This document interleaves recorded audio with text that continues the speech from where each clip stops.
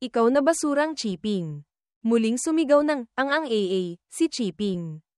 Hinawakan na naman ni Ye Chen ang paa niya. Sa pagkakataong ito, miserable na si Chiping. Malapit na siyang mahulog. Malapit na siyang mahulog. Ayoko nang tignan. Wala akong nakikita. Isang ulap ng alikabok ang nakapaligid. Ang mga ngipin at labi ni Chiping ay magkahalo na ngayon. Talagang mukha ng asong baliw. Ang sakta ng mahal ko. Talagang kamatayan ang nararapat. Pagpapalit ng itim sa puti. Ikaw na basurang yan. Ang pagmamaliit sa iba ay kamatayan ang nararapat. Ang walang hiya mong mukha ay kamatayan din ang nararapat. Nakakainis kang tignan. Kamatayan din ang nararapat. Natigilan si Chu Zuaner at nag-isip. Nagpatuloy siya sa paghawak sa paa ng sisiw. At pagkatapos ay malakas na itinapon na parang nagbabato ng bato sa bangka. Masakit na nahulog si Chiping. Panalo si Ye Chen sa laban na ito. Tanggi ng gunggong. Ito ang kabayaran sa pagsakit sa mahal ko. Nagtapos na ang unang round ng paligsahan. Nagsimula na ang ikalawang round. Ang troublemaker na sikat sa Jiangho. Ang tinaguriang Jiang Hao mula sa Human Yang Peak. Tumatawa na parang Soksin. Ang kalaban niya ay ang practicing disciple na si Ye Chen. Talagang malas ang kapalaran niya. Sunod-sunod na nakaharap ang dalawang true disciples.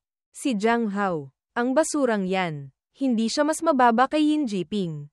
Kagagawa lang ni Ye Chen ng laban. Humihina ang lakas niya. Hindi talaga niya yan kayang labanan. Sa pagkakataong ito, napakaigting. Hahayaan kitang maging mayabang. Pumunta ka na sa resurrection match. Sa ganoong probability, kaya pa rin niyang makaharap ang batang to.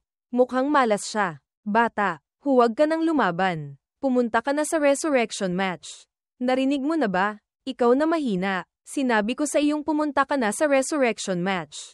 Yumuko ka na at sumuko. Palalayain kita. Sino ang sinasabi mong mahina? HMPH. Ngayon, wala na akong ibang pagpipilian kundi uminom ng Return Profound Pill. Sa tingin mo, bibigyan kita ng oras para mag-recover. Kahit pagkakataon para kumain. Wala ka niyan. Bilang pinuno ng true disciple ng Human Yang Peak, sinasamantala mo ang pagkakataon na nasa problema ang iba. Talagang Soksin. Hindi ka nangangahas na lumaban ng patas. Wala kang mindset ng isang malakas. Hindi ka naniniwala sa tagumpay. Tiyak na isa kang Soksin na nagpapanggap na tao. Hanggat makakaya kong makalipas ang week period. Kaya kung baligtarin ang sitwasyon. Tingnan ko kung hanggang kailan ka makakatakas. Naglabas si Jiang Hao ng East Arrow Technique. Hindi maganda ang sitwasyon. Binitawan ni Ye Chen ang Return Profound Pill. Pagkatapos ay mahigpit na hinawakan sa kamay. Bumagsak ang batang cowboy sa lupa. Naglabas si Jiang Hao ng Zetting Sun Finger. Talagang ang basura. Hindi hinintay na mag-recover ang lakas ng Young Master. Pinapatuloy pa ang atake ng mabilis. Si Ye Chen ay bumagsak sa lupa ng patalikod. Sinamantala ni Jiang Hao ang pagkakataon at sumugod. Kung makakaya ko lang tiisin pa ng ilang sandali, magkakaroon ako ng pagkakataong bumaligtad. HMM. Tumakbo ka pa. Hahayaan kitang tumakbo. Hindi ba't mabilis kang tumakbo? Ikaw na taga-pamilya Jiang. Bilang pinuno ng true disciple ng Human Yang Peak, wala kang lakas ng loob na lumaban kay Ye Chen ng patas. Hindi ka ba nahihiya? Ang paglaban sa isang condensing chi realm na may kayabangan mo. Talagang pinagmamalaki mo ang Human Yang Peak. Karaniwan. Napakayabang mo. Bakit natatakot ka ng ganyan? Si Ye Chen ay nakatali ang buong katawan. Pinutol ng batang cowboy ang mga tali. Talagang naghahanap ka ng kamatayan. Suksin. Kinagat niya ang kanyang kamay at pinatak ang kanyang dugo sa pamaypay. Pagkatapos ay naglabas ng killing move. Fantasy Magic Fan. Mamatay ka na. Ano yan? Naglabas na naman ng killing move. Tinamaan si Ye Chen ng buong atake. Nagsimulang magbilang. 5, 4, hindi pa patay. At sa wakas, 3, 2, 1. Nag-aapoy ang mga mata ni Ye Chen. Sumigaw ng malakas ang batang cowboy. Oo. Ang lakas ay umaagos sa katawan ni Ye Chen. Mabuti. Kaya mo pala talaga tiisin. Kahit matalo ka, kahit hindi ka makapasok sa panloob na sekta, sapat ka na para maging alagad ko. Naglabas ang batang cowboy ng continuous fire palm. Senior sister, medyo baliw yang disipulo na pinili mo. Hindi yan baliw, kundi ang pagnanais na manalo. Eksaktong. Walang kapantay na fighting spirit. Naglabas na naman si Ye Chen ng Thundering Palm. Si Jiang Hao naman ay gumamit ng Human Yang Seal para salungatin. Pareho silang natulak sa dalawang gilid. Pareho silang hingal na hingal. Patuloy silang parang sisiw na nag-uumpukan sa isa't isa. Pero si Jiang Hao ang nasampal. At si Ye Chen naman ay nakaiwas sa suntok. Isang practicing disciple sa condensing chi realm. Kaya niyang ubusin ang true chi ng true disciple. Anong sumusuporta sa iyo para lumaban hanggang ngayon? M salungguhit TH salungguhit RF salungguhit CK salungguhit R. Kung manalo ka ngayon, iimbitahan kita para uminom. Kaya mo yan, bata, Ye Chen. Medyo magaling yang batang to. Hindi yan pwede. Si Ye Chen, naglaban ng walang tigil. Kaya niyang makipaglaban hanggang ngayon sa isang true disciple nang hindi natatalo. Sa susunod, mas mahirap siyang harapin. Nakatanggap na naman si Jiang Hao ng sipa. Suksin. Nanggagalaiti ako. Hindi ako naniniwala. Hindi ako naniniwala. Ulitin natin. Ang dalawang batang cowboy ay tinanggap ang suntok. Nagpakasal sa sakit. Nagsimulang damyugo. Ang dalawang batang cowboy ay nakahiga sa arena. Walang pakialam sa buhay. Ito ba ay draw? Mukhang ganoon. Siguro. Kahit lakas para makatayo, wala na rin sila. Sa ganitong level, sino ang kayang makatayo? At si Ye Chen, nakatayo na siya. Inanunsyo ng referee ang resulta. Panalo ang batang cowboy. Pagkatapos i-anunsyo ang pagtatapos ng laban. Si Ye Chen ay naubos ang lakas. Muntikan ng himatayin. Tumakbo si Xiong Er para saluhin ang batang cowboy. Munting Ye Chen, okay ka lang ba? Gumising ka na. Gumising ka na. Sa likuran ng Chen Kun Pavilion. Nakahiga si Ye Chen sa kama. Ginagamot ang sugat niya. May naglalakad papalapit. HMPH. Tingnan natin kung mabubuhay ka pa sa pagkakataong ito. Ang lalaking nakaitim ay may hawak na tableta ng gamot. Pagkatapos niya lasunin, umalis na siya. Ngayon lang nagsimula ang epekto ng lason. Itinulak nito ang katawan ni Ye Chen paitaas. Nasasaktan ng batang cowboy. Pagkatapos ay huminga ng maluwag. Anong nangyari kanina? Sa arena, nag-aaway pa rin sila. Sa laban na ito, panalo si Wu Teng. Mabilis na bumalik sa dati. Ang bilis ng recovery na to. Masyado nang malakas. Kagaling lang ng sugat, pero ang hininga niya ay parang mahina pa rin. Batang yan, may true flame ka, di ba? Sabihin mo, may true flame ka, di ba? Wala po. Kukunin ko na yan para ma-check mo. Pisalungguhit taka. Maghintay ka muna sandali. Meron nga. Pero bakit? Hihihihi. Tingnan mo. Tingnan mo. Umamin ka na. Kaibigan. Alam mo ba kung paano gumawa ng gamot? Oo. Alam ko ng kaunti. Kaya mo bang gumawa ng to pattern spiritual pill? Ang bagay na to. Hanapin mo si Shufu. Hindi ko yan kaya. Tanga lang ako. Okay lang. May pill formula. Ako. Naghanda ako ng sapat na spiritual herbs para sa iyo. Gumawa ka na lang. May pill formula ka. Oo nga, di ba? Mayroon. Tingnan mo to. Nako, talagang meron. Ito ang pill para sa pagpapalakas ng kaluluwa. Matandang Taoist, yang alagad mo na si Zai Yun. May binulong sa iyo si Ye Chen. Sinong nakakaalam? Mukhang hindi naman magandang bagay. Outer Sect Competition. Nagsisimula na ang ikatlong round. Ang lucky draw ay tumapat sa dalawang batang cowboy. Array. SHT. Napakalakas ng lakas ni Ye Chen. Pero ang swerte niya, napakabaho. Talagang ang totoo ang chismis. Ang batang to, malas talaga. Sa pagkakataong ito, tapos na. Ang kalaban ni Ye Chen ay si Zai Yun. Ikaw ang pinuno ng ranking sa panlabas na sekta. Si Zai Yun, ang unang true disciple ng Heavenly Yang Peak. Yan ang true Sun Realm na cultivator. Ngayon, lahat ng nakakaharap ni Ye Chen ay mabahong bagay. Ikaw si Zai Yun. Hindi mo ako kilala. Ngayon, siguro si Suko na siya. Hindi kaya niya pa rin talunin si Zai Yun. Imposible. Si Zai Yun. True Sun Realm yan. Narinig ni Ye Chen ang bulungan. Nagalit siya. Lumipad ang band technique. Basahin ng baligtad ang cowboy. Ano ba yan? Anong kasalanan ang nagawa ko sa nakaraang buhay? Una, si Yin Jiping. Pagkatapos si Jiang Hao. Sila. Okay lang. Pero si Zai Yun. Hindi ko alam kung siya ba ang Magic Gate ng Doge. Dinala siya. Ang Lord ng swerte ay binabangungot ako. Hinabol ko siya ng buong lakas para talunin si Yin Jiping at Jiang Hao. Hindi ko inaasahan. Ganito na, pero natamba pa rin sa iyong kamay. Talagang ang kapalaran sa buhay. Bamantong hininga si Zion. Mahina ang boses. Lahat yan. Kapalaran lang. Dahan-dahan. Masasanay ka na. Umalis ka na. Father, ayoko nang makipag-usap sa iyo. Ay, kalmado lang. Kailangang maging kalmado. Sa wakas, ang batang cowboy na matigas ang ulo. Sumuko na. Lahat sila. Dumaan ng madali. Pagdating sa akin. Bakit ang hirap? Outer sect competition. Higit 1,000 katao. Malas talaga ako hanggang kamatayan. Para akong pumalit sa kanila. Handa na ang herbal medicine ko. Kailan tayo magsisimulang gumawa ng gamot? Hayaan mo akong maging tahimik sandali. Pwede ba? Sumuko na ako. Nakakahiya na hanggang mamatay ako. Sige na. Maghintay ka sandali. Hindi nagmamadali. Bakit hindi mo hanapin si Elder Shufu para gumawa ng gamot? Kung siya ang gumawa, hindi ba't napakadali niyan? Ito. Natatakot ako na bugbugin niya ako. Mukhang marami kang ninakaw na elixir sa kanya. Di ba? Anong pinagsasabi mong walang kabuluhan? Wala akong kailanman ninakaw. Ang batang cowboy lang ang maniniwala sa iyo. Ako, matagal pa. Panalo si Chi Yui ng Peel Pavilion. At panalo si Xiong ang aking matalik na kaibigan. Hindi masama. Panalo si Su Xinyu. Panalo si Lu Zuaner ng Scripture Pavilion. May talento ka sa panlabas na sekta.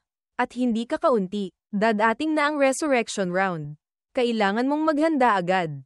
Teka muna. Narinig mo ba, kapatid? May lumitaw na profound spirit body sa Truyang sect. Profound spirit body. Ang profound spirit body ay isang uri ng constitution na pinagpala ng langit. Narinig ko na yan ay isang sangay ng divine race bloodline. Sila ay may likas na spiritual opening. Kamangha-mangha ang kakayahang mag-recover. Sa bloodline nila, nakatago ang mahiwagang Daofap. Kapag nagising, yan ay isang malaking kayamanan. Ang tunay na nakakatakot sa profound spirit body ay nasa tao na mayroong profound spirit bloodline. Baka kaya niyang konektado sa lakas ng langit at lupa. At isa rin yan sa mga privilege na tanging empty clarity realm lang ang mayroon. 2,000 taon na ang nakaraan. May lumitaw na profound spirit body sa Great Chu. Gamit ang spiritual void realm cultivation. Nagdulot siya ng gulat sa Great Chu. Hindi inaasahan. Pagkatapos ng 2,000 taon, muling lumitaw ang profound spirit body sa Great Chu. Bukod pa, nasa Truyang sect namin siya. Narinig ko na parang ang pangalan niya ay Jiningzu. Ang pangalang yan, hindi ko pa narinig dati. Si Jiningzu, gising lang pala siya kamakailan. Bakit hindi ko man lang napansin noon? Hindi nakakagulat kung bakit napabilis ang pag-unlad ng cultivation niya. Kung pag-uusapan si Jiningzu, nakakatakot talaga. Narinig ko na sa outer sect competition ng Truyang sect. Malakas siyang pumasok sa panloob na sekta. Sa panloob na sekta, isang palad lang. Napadugo niya ang 9 na major true disciples ng Truyang sect. Walang pag-uusapan ang aura niya. Profound spirit body. Ang kanilang napakalaking kalamangan. Sa paligsahan ng 3 sekta. Pagkatapos ng 1 buwan, muling pinipilit ng Truyang sect ang Henggayu sect at Xingyun sect. Sa pagkakaalam ko, mahirap nang makahanap ng isang tao sa panloob na true disciples ng Henggayu na makakatalo sa kanya.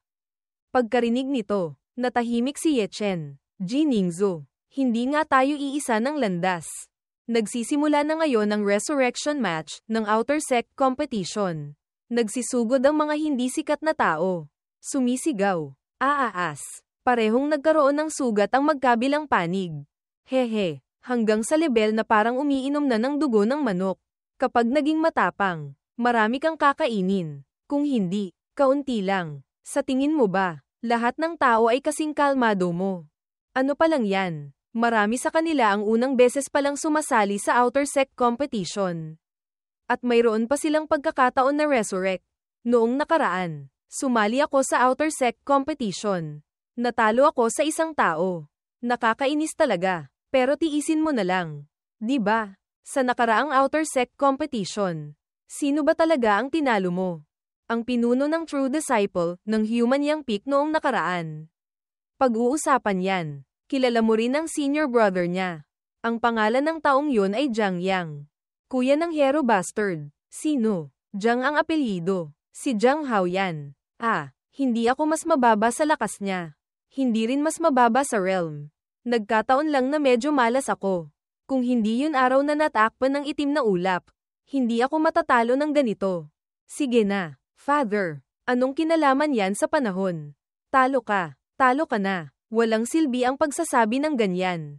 Ano bang alam mo? Noong araw na yun, naglaban kami hanggang sa huling galaw. Ang sikretong teknik ko ay kailangan ng tulong ng sikat ng araw.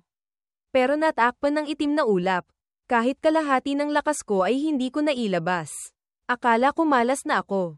Iniisip ko pa ang batang si Woteng. Mas miserable siya. Asterisk na. Lumaban na. Huwag kang lumiko. Huwag kang lumiko. Ano? May mas malas pa kaysa sa iyo? Oo, si Woteng. Nang araw na yun, nakaharap niya si Kung Tao ng Earth Yang Peak. Sa mismong oras na maglabas ng huling atake mula sa kanyang gintong truncheon.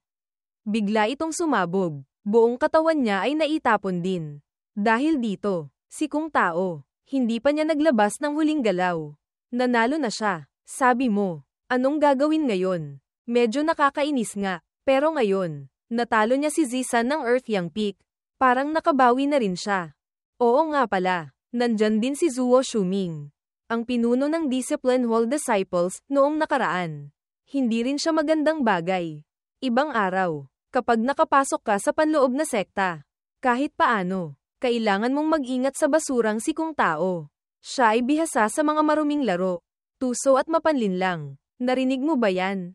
Hindi lang sa panalo sa outer sect competition. Makakapasok na sa panloob na sekta. Kailangan pang dumaan sa pagsubok sa wasteland. Alam ko na. Pero sa loob, may mga trap formations, may demon beasts, may puppet, at may inner sect disciples na nagpapanggap na hunters. Ang problema rito, Jiang Yang, sinabi ko lang kanina na si Kung Tao at Zuo Shuming. Malaki ang posibilidad na sila ang inner sect disciples na ipinadala para sa wasteland test. Ang tatlong yan, parang Same type, kung magsama-sama sila, para sa atin, hindi ba't masamang bagay?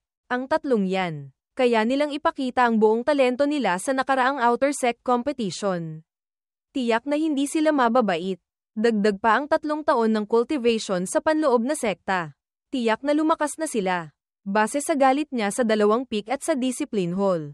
Kung magkaharap sila sa wasteland, hindi ka taka-taka kung patayin nila ako.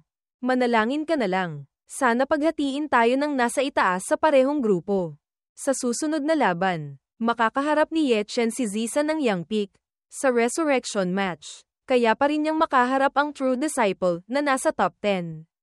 Wala na akong masabi. HMPH. Kung sino man ang makaharap ko.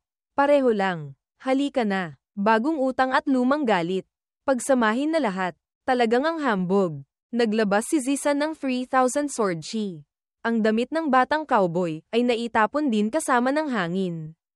Huwag ka nang lumaban, Master. Ang disipulo ni Chu Zuaner ay hindi duwag. Sa laban na ito, kahit mamatay si Ye Chen, hindi siya susuko. Nang makita yan, natigilan si Chu Zuaner. Tinamaan si Ye Chen ng isang palad. Parang bingkumi-kumiha. Napatumba ang batang cowboy. Hindi ko pwedeng matalo. Hindi ako pwedeng matalo sa sinuman. Matatalo ako sa kanya kahit kailan. Pero ang laban na ito, hindi ako pwedeng matalo. Ang manuang body tempering. Lumaban para sa akin. Sumigaw muli ng malakas ang binata. Kimochi Gusi. Ano to? Nabali ang buto. Pero nagdidikit ulit. Nagre-regrow ang dugo at laman. Sikretong teknik ng body tempering. Talagang ang baliw. Sa ganitong kritikal na sandali, naglakas loob siyang tiisin ang sakit ng body tempering. Hindi yan naiiba sa mas malaking pagpapahirap. Ang tagal na. Hindi pa ako nakakakita ng ganyang batang baliw. Ang taong to, sa hinaharap, kung hindi siya sisikat sa Great Chu, magiging bakla ako habang buhay. Ye Chen, bakit hindi ka papatay? Ang batang cowboy ay swerte na nakaiwas sa sword chi. Tingnan ko kung gaano kitigas ang buhay mo. Tinamaan ng atake ang batang cowboy, at patuloy siyang sumusuka ng dugo. Mamatay ka na para sa akin. Bakit hindi ka papatay? Ang batang cowboy ay matigas ang ulo. Hindi natalo sa sundalo ng Vietnam. Kahit mamatay, hindi siya susuko. Junior sister, kung magpapatuloy pa rin tayong lumaban ng ganito, magkakaroon ng patayan. Ngayon, pinipigilan namin ang malaking labanan. Gusto naming sumuko si Ye Chen. Ang gusto nilang sumuko si Ye Chen ay talagang mas malupit kaysa sa pagpatay sa kanya. Siya ay isang matigas ang ulo. Ang kanyang paniniwala ay parehong matigas ang ulo. Ang taong katulad niya, kapag nagdesisyon na, isusugal niya lahat, kahit ang sariling buhay. Kailangan ko bang sabihin ang pagkatao ni Ye Chen bilang Pillmaster? Kung malaman ni Dao Zuwenjen ang pagkatao ni Ye Chen bilang Pillmaster, kahit na tumutol si Kat Hong at ang iba pa, papakialaman niya pa rin. Kung ganoon, baka mas masakit pa kaysa sa pagpatay sa kanya. Nakatanggap si Ye Chen ng isang espada. Tumawa si Elder Jijing. Ahoho, nakatanggap pa ng isang palad at sumuka ulit ng dugo. Parang Bing Kumiko ha, part 2 sa istorya. Napatumba ang batang cowboy. Tumawa si Zisan. Ha ha ha. Ngayon, tingnan natin kung mabubuhay ka pa. Sa pagkakataong ito, mahirap na siyang makabangon. Sa ganoong kalaking pinsala, nakakagulat kung makabangon siya. Pero kahit ganoon, sapat na yan para ipagmalaki niya. Kahit matalo, hindi yan nakakahiya. Si Ye Chen ay walang malay. Sa ilalim ng tingin ng guro at mga kapatid niya, si Chu Zuener ay nag-aalala para kay Ye Chen. Si Zisan ay hingal na hingal. Si Ye Chen naman ay walang galaw. Si Chi Wu ba yan? Tingnan ko kung kaya kitang balatan. Huwag kang masyadong ma-excite. Nagsimula na ang countdown. 178. Human Yang Peak, Law Enforcement Hall. Napakawalang hiya. Tumahimik ka. Kung sumigaw ka pa, papatayin kita. May 5 segundo na lang sa countdown. Pagdating ng 3, iisipin ni Zisan na panalo na siya. Hindi ba't napakagaling mo? Kung may lakas ka, tumayo ka at lumaban ulit. Kahit mamatay, hindi sisuko. Talagang nakakatuwa. Kayo, 3 disipulo ko. Ganito lang pala ang klase ng pinapalaki nyo. Ha ha ha. Senior brother Dao Zuwenjen. Hindi dapat ganyan ang sinasabi nyo. Nagpapakita lang sila ng kanilang damdamin sa puso. HMPH. Talagang sinisira ang buhay ng mga disipulo. Ang ibig sabihin ng guro ay walang talento. Walang responsibilidad. Pinababayaan ang mga estudyante, na nagdudulot sa mga estudyante na hindi umunlad. Ang disipulo ko, kahit matalo, mananalo siya ng marangal. Habang nagiinit ang sitwasyon, ang mga mata ni Chu Zuener ay nagpapakita ng pagkabigla. Sa wakas, nakatayo na si Ye Chen. Ang batang yan, talagang masyadong matyaga. Paano nangyari yan? Isang all-in. Wala akong pakialam. May offer na nagpoprotekta. Anong kinatatakutan kong matalo? Imposible. Imposible. Paano siya nakatayo? Patuloy na isang dreamlike Pomchi, ang lumipad. Ang batang cowboy, ay hindi pwedeng ganyan. Hindi pwedeng ganyan. Muling naglabas si Zisan ng Susumengmeng Great Seal Hand. Mamatay ka na, bata. Ha ha ha. Ngayon, kaya pa rin niyang mabuhay. Itinaas ng batang cowboy, ang kanyang palad at nanalangin sa Diyos. Si Zisan ay muling natigilan. Ginamit ni Ye Chen ang air balloon technique. Ikaw ang dapat mamatay. Naglalaro sila na parang pusa na humuhuli ng daga. UAA. Junior sister. Ipinaalala sa akin nitong batang to ang isang tao. Senior brother. Si Blade Emperor ba ang sinasabi mo? Ang ugali ni Ye Chen ay kahalintulad niya. Ang talento nilang dalawa ay halos magkapareho. Kung pag-uusapan ang battle record noong bata, sa buong Great Chu, isang hall, 3 sekta, tanging ang batang si Ye Chen lang ang kayang makasama. Noong taon na yun, sa labanan sa Eastern Ling Ancient Abyss, siya lang mag-isa ang pumatay sa Bloodthirsty Supreme Elder ng 9 halls. Pagkatapos, umuwi siya ng maluwalhati, karapat-dapat sa pangalan ng Blade Emperor. Ngunit hindi ko alam kung ang sikat na lalaking yun sa buong heaven and earth, noong araw na yun ay buhay pa ngayon. Ngayon, siguro, kalawang na siya. Pagkarinig nito, natahimik din si Chu Zuener. Sa isang panig, mysterious. Sa isang panig, fear will. Magkaibang direksyon pero magkaharap. Ang dalawang espada ay nagbanggaan hanggang sa mabasag. Si Ye Chen ay dumaan kay Zisan na parang isang dating kasintahan na walang pakialam. Sa wakas, napatumba ni Ye Chen si Zisan. Hindi pwede to. Hindi to pwedeng mangyari. Kung kasing level niya tayo, tiyak na matatalo tayo. Isang disipulo na malubhang nasugatan sa Condensing Chi Realm. Kaya lang niya magamit ang 50% ng kanyang lakas sa pakikipaglaban. Pero kaya niyang talunin ang isang true disciple sa True Sun Realm. Kung ako yan, tiyak na hindi ko kaya. Outer Sect Top, itinuturing ko rin na hindi mo sinira ang pangako mo. Ano ka ba talaga? Si Kaigwei at Su Xinyu ay nagulat. Bakit? Bakit ganyan? Pareho sina Elder Kathong at Jijing. Paanong nangyari yan? Imposible. Imposible. Malapit na siyang magtagumpay. Tiyak na magbubunga siya ng bagong panahon. Ang Outer Sect competition na to ay nagpakita sa akin ng liwanag ng bagong panahon. Panalo ako. Agad ding bumagsak ang batang cowboy. Buti na lang, nasaluhan siya ni Chu Zuener. Ito ay isang napakalakas at madugong labanan. Sa simula, hindi naman ako nag-aalala sa resulta. Pero ginulat mo ako. Isinugol ko lahat sa iyo. Nanalo ka ng marangal. Nanalo ka ng miserable at trahedya. Ang disipulo ko. Napakagaling. Ang Outer Sect competition na ito. Baka hindi ito ang pinakakapansin-pansin sa mga taon ng Henggayu. Pero ito ang pinakamaingay mula nang itatag ang Henggayu Sect. Isang practicing disciple sa Condensing Chi Realm. Base sa kanyang matibay na paniniwala, isinulat niya ang isang alamat. Isang walang kamatayang kabanata. Mula noon, ang pangalang Ye Chen ay tiyak na may uukit sa puso ng marami. Si Yin Jiping ay natalo ng malubha. Sina Jiang Hao at Zisan ay natalo ng malala. Kahit kalahati lang ng buhay ni Ye Chen ang natitira. Pero nanalo siya. Hindi na yan tungkol sa swerte. Sa pagkakataong ito, natalo sila. Tiyak na mananatili sila sa panlabas na sekta ng 3 taon. Siyempre, may swerte rin naman. Tulad ni Chi Hao, Su Xinyu, Xiong at Tang Roxuan. Kahit hindi sila kalakasan, sa buong daan, nakatagpo sila ng mahihinang kalaban. Kahit ang resurrection match, hindi sila lumaban agad. Nagkaroon sila ng pagkakataong makapasok sa panloob na sekta. Kung ikukumpara ang dalawang panig, nakakapagbuntong hininga talaga. Talagang ang laro ng tadhana. Malubhang nasugatan. Buti na lang, sa daan, pinrotektahan ng junior sister ang heart meridian niya. Napakawalang galang nitong batang to. Patuloy ka lang dyan sa pagtawa mo. Ang ganyang klaseng disipulo, kahit magdala ka ng lantern, hindi mo mahahanap. Hindi makakapasok sa wasteland test bago sumikat ang araw. Kaya pa kayang gumising. Narinig ko na ang panloob na sekta ay magpapadala ng mga panlabas na alagad sa wasteland test. Hindi kaya sila naghihintay na hanapin si Ye Chen. Senior brother, narinig mo na rin. Yan ang senior brother Jiang Yang ng alagad na si Jiang Hao mula sa Human Yang Peak. Ang true disciple kong tao ng Earth Yang Peak. At ang former Outer Sect disciple ng Discipline Hall. Zuo Shuming. Ang tatlong yan, lahat sila ay True Sun Realm cultivation. Kung papasok sila sa wasteland, hindi katakataka kung patayin nila si Ye Chen.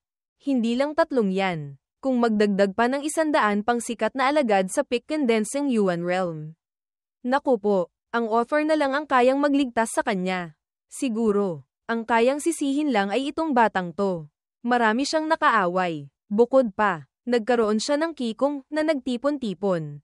Sa puntong ito lang, ang hirap niya sa wasteland test ay magkakaroon ng napakaraming ibang alagad na magiging kalaban. Kapag hindi nakapasok sa panloob na sekta, magiging target siya ng atake. Hehe, anong kapalaran ng disipulo ko? Ito ang unang beses na kumuha ako ng disipulo. Junior sister, anong pakiramdam mo? Pakiramdam ko, nadagdagan ako ng buntot. Kami ng junior sister ay nasanay na sa kalayaan. Ngayon, nadagdagan pa ng isang disipulo. Sa totoo lang, hindi sanay. Ha, anong tunog yan? Kaya niyang mag-body tempering. Kaya rin niyang gumamot, ginamit niya yung sikretong teknik na yan para labanan ng recoil ng Baogudan. Ganoong kalaking pinsala, pero ang cultivation base ay kaya pa ring mag-breakthrough mula level 9 hanggang Peak Condensing Chi. Isang hakbang na lang, kaya na siyang maging human origin realm. Nag-cultivate na ako ng higit sa 100 taon. At ito ang unang beses na nakakakita ako ng batang may ganyang kakayahang mag-recover. Hay, kahit maging malusog ulit siya, hindi pa rin siya kasing galing ng profound spirit body na yun. Profound spirit body, ganoon ba siya kalakas? Narinig ko na ang profound spirit body ay hindi kailanman natalo. Dati, ilang taon na ang nakalipas. Lumitaw na ang profound spirit body sa mundo ng tao. Pero hindi kailanman lumitaw sa Henggaeyo sect namin. Kung walang spy ng Henggaeyo na inilagay sa Truyang sect para magbigay ng impormasyon.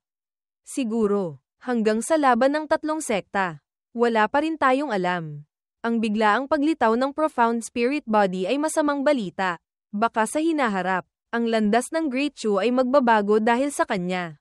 Blood Trial Hall, Truyang sect, Henggaeyo sect, Chingyun sect, magbabago lahat. Nagsikap akong mag-research ng mga lihim tungkol sa profound spirit body. Nalaman ko na ang mga taong may bloodline na yan ay halos walang weaknesses. Kapag gumamit sila ng Heaven and Earth Force, katumbas na yan ng pinakamataas na realm. Pinakamataas na realm. Hindi kaya kahit ang malakas na gaya ni Blade Emperor.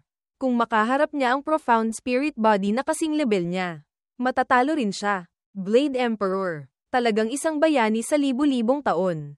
Pero kung makakaharap niya ang profound spirit body na kasing level niya, mas marami siyang tsansa na matalo. Mas kaunti ang tsansa na manalo. Ito ang pinakamalakas na bloodline, sa alamat. Mayroon itong sapat na heavenly talent, divine abilities, at mysterious divine treasure. Hindi yan bagay na kaya nating hulaan.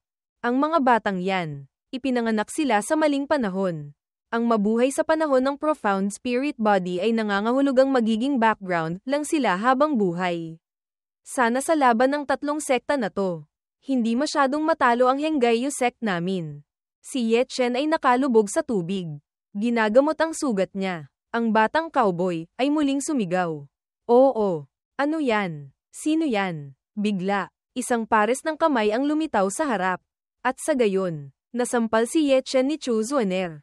Napatama sa pader, hindi marka ng ngipin, kundi ang buong katawan ng batang cowboy. Sinong nang ahas na mag-ambush sa akin? Lumabas ka na sa akin. Ngumiti si Chu Zuaner. Gising ka na, Master. Kumusta po kayo? Sa pagkakataong ito, talagang pinagmalaki mo ako.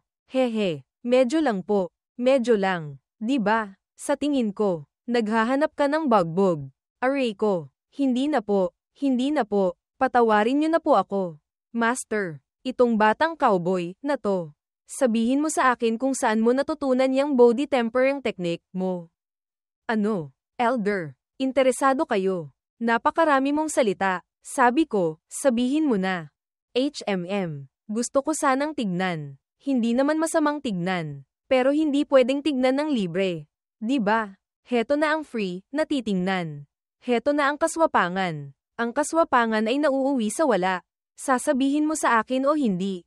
Aray ko, hindi na po mangangahas. Hayaan ko na kayong dalawa ang makaalam. Okay, wag nyo lang bawiin ang sinabi nyo. Bata, junior brother, hindi ako mangangahas. 2-pattern spiritual pill. Kunin mo na yan. Bata, huhu. Talagang ang bukas palad si Elder. Naku po, mama ko. Takbo na. Takbo na. Niyakap mo ako hanggang sa lumabas ang goosebumps. Elder Shu, tignan mo po, pahiram po ng token nyo. Ito ba ang bagay para sa mga tao na mag-cultivate? Ito ay isang suicide technique. Habang nilalabanan ng recoil ng Baogudan, kailangan din niyang tiisin ang sakit ng pagkapunit ng katawan. Ang paglilinang ng isang ganoon kalakas na body tempering technique, mas malupit pa sa torture ang sakit. Napakabata pa lang. Pero nakapaglinang na ng ganoong katibay na kaisipan. Walang sino man sa henerasyon niya ang kayang makipagkumpitensya. Saksak, ang batang si Ye Chen na ito. Talagang matigas ang buto. Junior sister, anong masasabi mo kay Yui na ito? Anong masasabi? Junior sister, anong masasabi mo sa paggawa ng pairs, kina Yui at Ye Chen? Gumawa ng pares. Anong ibig sabihin? Ibig sabihin, ilagay mo silang dalawa sa isang kama. Tapos mag-double cultivation sila. Kung magtagumpay ito, hindi ba't magiging pareho kang guro at lola? Hehe, baka pagkatapos ng 5 taon, si Chi Yui ay magkaanak para sa iyo ng isang matabang bata. Ang maliit na mukha na mataba. Kung kurutin. Hindi ba't napakasarap? Tumawa si Chu Zuener. Hihi. Junior sister. Nasya-shock ka pa rin mula kahapon. Nakakahiya naman. Umalis na si Yui kanina. Okay lang ba si Yui? Ito. Junior sister. Huwag kang mag-alala. Sa panig ni Yui. Aalagaan ko. Kung si Yechen lang ang disipulo mo. Itong batang to. Hindi siya madaling suhan. Kung ayaw niya gawin. Talagang tanga na batang cowboy, siya. Senior brother. Desisyon na ito. Kung maglakas loob siyang humangal. Papaluan ko siya agad. Pagkatapos ni Yechen mamitis ng spiritual herbs. Natuwa siya. Ang batang cowboy ay nakatayo sa gitna ng spiritual herb garden. Nag-iisip. Pagkatapos ng ilang hakbang. Nalaala niya ang dating lugar. Sa ilalim nitong bato. Ano ba talaga ang meron na kaya niyang takutin ang true flame ng ganito? Kaya niyang takutin ang true flame. Ibig sabihin, hindi ko rin yan kayang galawin. Baka pabayaan ko na lang. Bigla, gumalaw ang true flame. Nagsimula itong pumalibot sa katawan ni Yechen. Anong nangyayari? Anong nangyayari? Dinala si Yechen ng true flame mula sa taas hanggang sa ilalim ng bato. Bakit ako dinala rito? Anong pinagmulan nitong bangin na to? Bukod pa, ano ba talaga ang kinatatakutan mo? Biglang, may narinig na boses si True Flame. Munting kaibigan. Nagsama ng binata ng Red Piercer para maging handa. Sino yan? Sino ang tumatawag sa akin? Munting kaibigan. Sino ba talaga yan? Sa likuran mo. Sa likuran ni Yechen ay isang matandang lalaki na puti ang buhok at balbas. Ang katawan niya ay parang naging bato ang kalahati. Sino ka? Ang pangalan ko ay Jiang Taishu. Jiang Taishu. Baka walang ganyang apelyido sa Great Chu. Bakit nagtatago kayo sa ilalim ng bato ng Henggayu sect namin? Bago pa itayo ang Henggayu sect, nandito na ako. Isang kisap mata lang. 1,000 taon na ang lumipas. Bagaman ang lifespan ng isang cultivator ay higit sa karaniwan. Hindi yan walang hangganan. Ang cultivator ng spiritual void realm ay kayang mabuhay hanggang 300 taon. Ang cultivator ng empty clarity realm ay kayang mabuhay hanggang 500 taon. Maging ang legendary heaven realm cultivator ay hindi lumalagpas sa 1,000 taon. 5,000 taon. Ito ay nangangailangan ng napakagandang realm para mapanatili yan. Senior, totoong nabuhay na kayo ng 5,000 taon.